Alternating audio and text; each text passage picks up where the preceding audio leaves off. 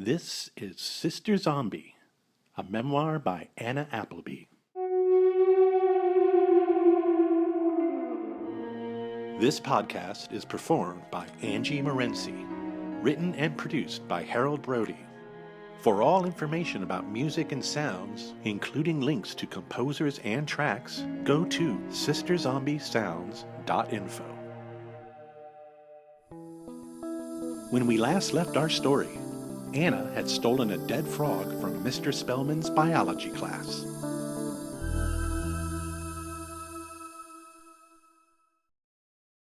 Chapter 8 Under the Bleachers.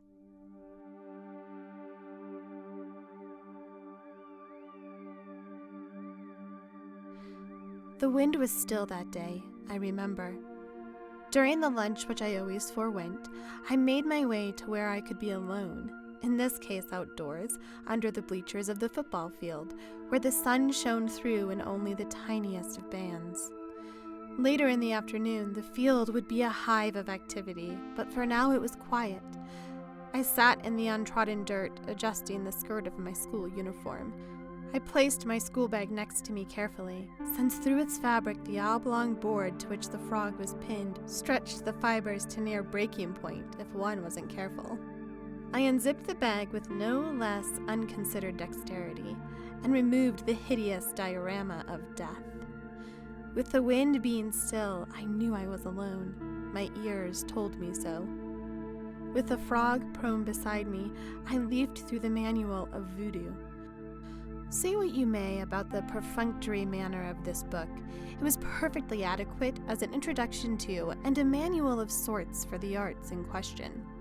It covered what it needed to: the African prehistory, the migration to Haiti, the mutations upon this, a survey of the deities both major and lesser, a short history with delineations of the Bokor, and, vital to my cause, a simple catalogue of rites in Haitian Creole.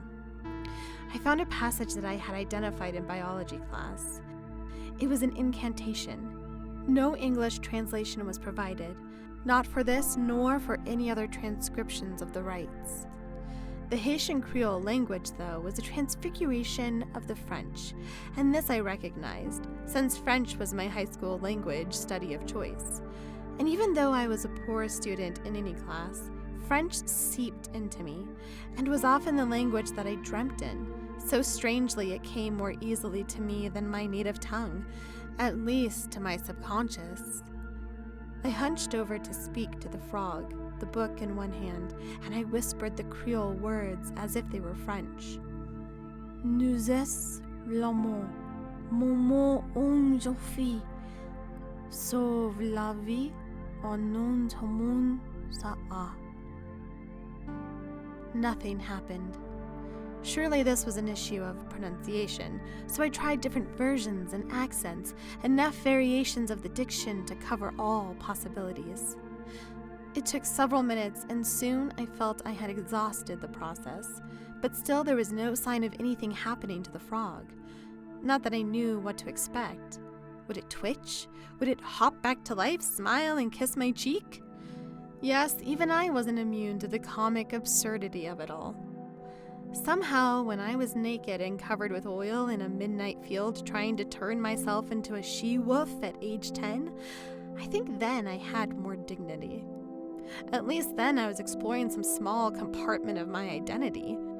Whispering gibberish to a dead frog was bordering on the stupidly goofy. And yet, possessing as I was of logic and respecting the scientific process, I labored dutifully until reason dictated that this practice was folly indeed. I sat up and smiled to myself. Sometimes it's comforting to be a fool.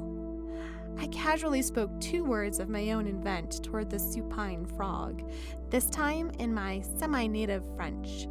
2 small words spoken mockingly to finalize my failure.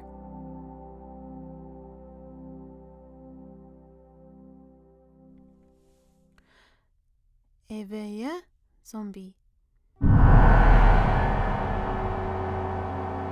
The frog moved.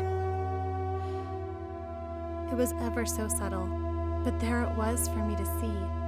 its right front leg straining ever so slightly against the nail holding it firm. I remember distinctly not feeling even a trace of shock or alarm, merely interest and a resolve to repeat the experiment. I leaned in even more and made my whisper definite. Éveillé, zombie.